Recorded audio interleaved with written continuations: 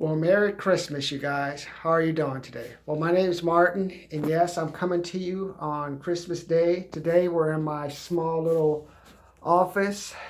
This is my recording studio. I just so give you guys a break from all the noise of the cars and stuff. So today, we're just going to continue our webinar, go over some things briefly, just talk about how to pay off your car loan faster in 36 months without giving up Starbucks or being cheap. Well, tomorrow is going to be December 26th. And on December 26th, the companies are going to start looking at their profits and find out how much they made for Black Friday, how much they've made yesterday, how much they've made starting probably about November till about just tomorrow. Because basically you have maybe some after store sales, but then after that, they'll have to determine what type of profits they've had for the month. And for you guys, the goodwill toward men is going to end in about 12 hours or so, after 12 a.m.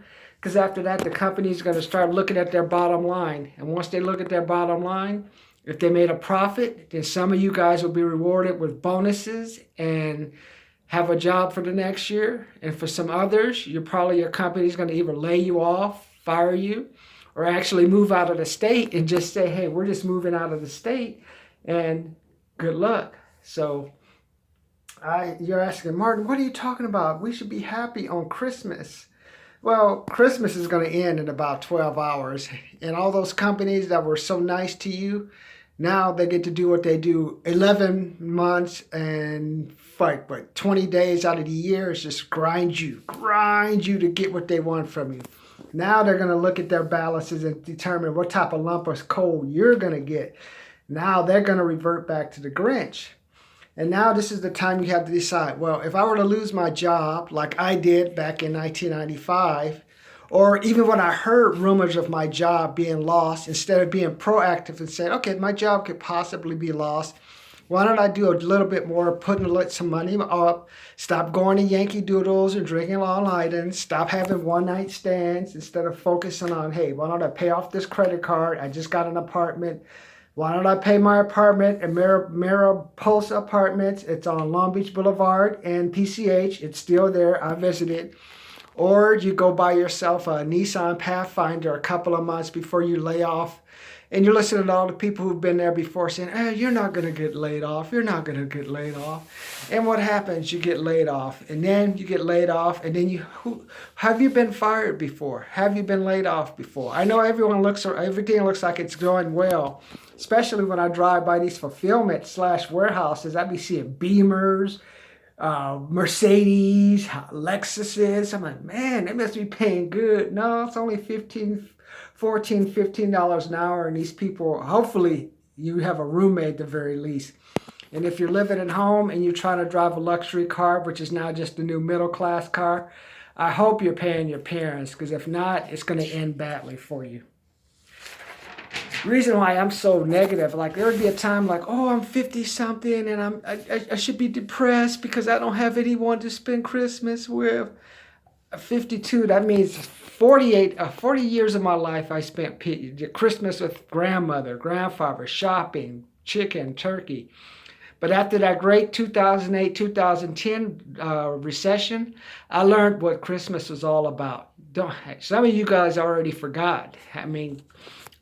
But there was a time where jobs that were created were in banks, retail, car, not just working in the warehouse picking up junk to send to someone. Like I told you before, Calvin and I worked at Petavina Mold and Dye, which was probably a 40,000 square foot warehouse. I know it was a big warehouse, and not only did we pick stuff, but we ran these giant injection molding machines. There was a big one that made parts. There was a small that made part. There's a lathe that you pull down that has a giant drill. We ran that. Also, we used to do work on this table where we did the first alarms that came out where we actually soldered and tested. So we didn't run around with our goggles, vests, like little rats through a maze, making $14, $15 an hour. We were actually producing. And now I've been hearing about, like, I've had friends, they've been testing on automation things for pickers, and even if they didn't automate anything, they're going to get rid of the third shift anyway. Christmas is over now. So if you're in a warehouse or if you have any job that's gonna just get cut because of like it just no volume and it's just no need, wouldn't you want to have your car loan paid maybe 3 to 4 months ahead? So if the bill collector calls you up, you can just tell them, hey, I've been paying on my car loan. I just paid $10,000 down payment. I paid 2 or 3 months in advance. I know you guys, how you change your policy. You want money every month. I'll do my best to get it to you. But that confidence lets you know at least you have enough evidence to show that you'll pay the car loan, that they won't repossess the car.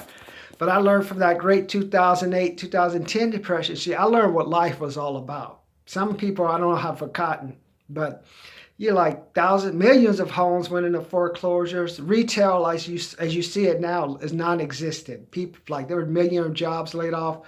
Whole car dealers are laid off. And now let's just cut to 2019. Payless Shoe Source. They have a store, City of Hemet. I think I've seen a store in San Bernardino, and I probably passed by a couple of stores in Riverside. Gone out of business. Do you think any of those employees knew they were going to lose their jobs? I mean, not just gone out of business, whole company shut down, cut. You may not even get your final check because the creditors, whatever they're going to get, they're going to try to get what they can first. So you're not going to get anything. So I'm thinking like when I got laid off in 95, I was the humiliating experience you can ever feel, man. Everyone else is working and you're out of work. You're like all depressed. You're drinking. People don't even want to associate with you most of the time. They're like, oh, you're like a leper, man. It's like, what is it, like the Scarlet Letter? She probably got treated better than I did. And then when they find out you're going to get laid off, people don't want to talk to you. They keep avoiding you and stuff.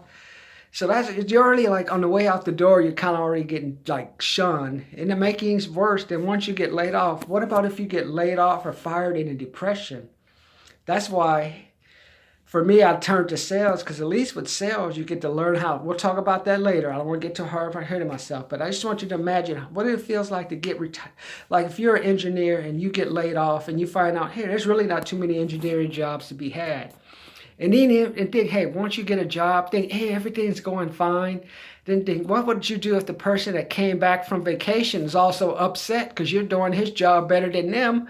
And then they say, oh, I don't want this guy in the field anymore. Just put him in the office, and makes a big scene. And then you go from working in the field, driving a company car, talking to people, inspecting projects, to cleaning out a giant closet for 2 months. That was my job. I was an inspector in the city of Newport Beach. I was helping with the slurry field project for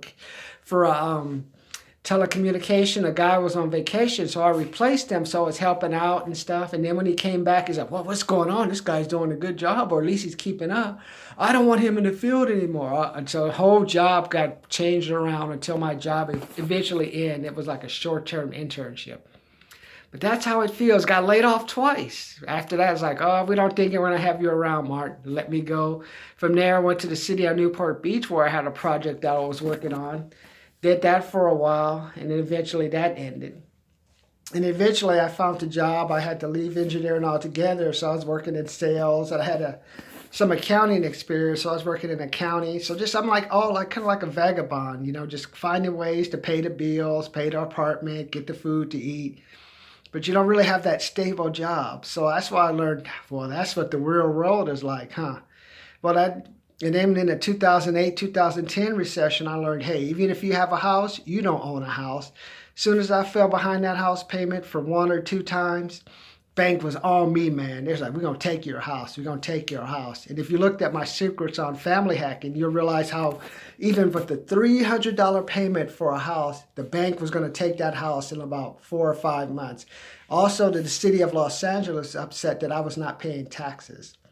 So, I mean, that's what happens when you don't like things happen. And I took salary cuts and stuff. So those are all the things that go along that you don't think that are going on in life. And then on the other thing you have is worry about a car payment.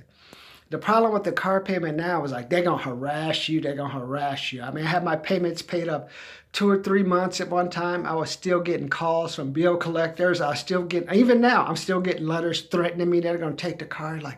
It's one thing if I wasn't paying the bills on the car. I would be like, I am a deadbeat, but I paid like $12,000 on the car. I owe $10,000. I'm gonna pay it off probably in the next 6 months. Can you just give me a little bit of a break? So like, hey, Mr. Morris, thanks for at least paying within like 45 days.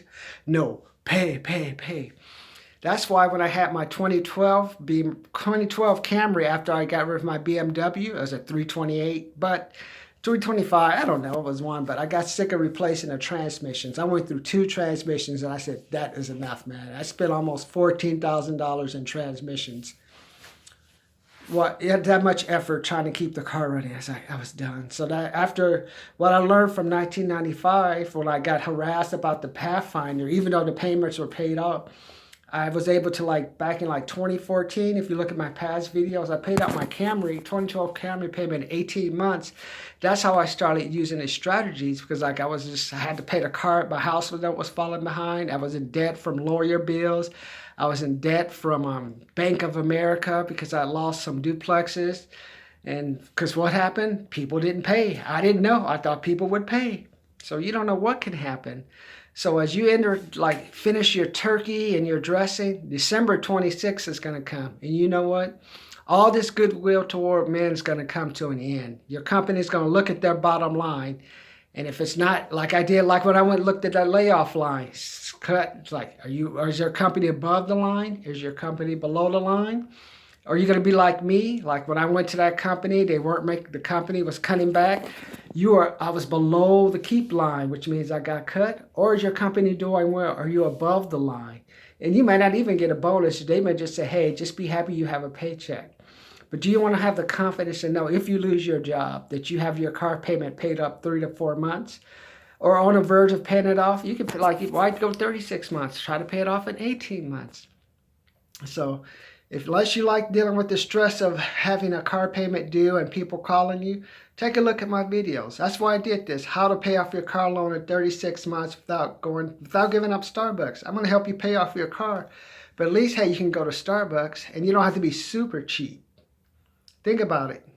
Christmas is going to come to an end in about 12 hours. Reality is going to hit in, and in January, those layoff notices are going to start hitting. The layoff notices and people are going to get fired are going to start hitting. So, especially with this impeachment stuff. So, take a look at my videos. Decide, hey, if you want me to stay, subscribe, share. Hey, let's see if we can get to like 100 to 150 subscribers. Last thing I want you to worry about is when you're getting fired is like worrying about how you're going to get your car paid off. That's because if you don't have a car, you're going to catch the bus, you're going to walk, or you're going to go out there and ride a bike? No, you need the car. So learn how to get that car paid off as quick as possible. And if you don't have it paid off, have that note paid off so far in advance, 3, 4, 5 months, that if they start harassing you, you can negotiate with them. Just tell them, I'll get the money to you. Hey, find a way to get some of those advance payments applied to a monthly payment. But I'm going to get that car paid off. So think about it. Use my strategies. Decide if you want to loosen them or not. You like being stressed? Because in December 26th, all bets are off.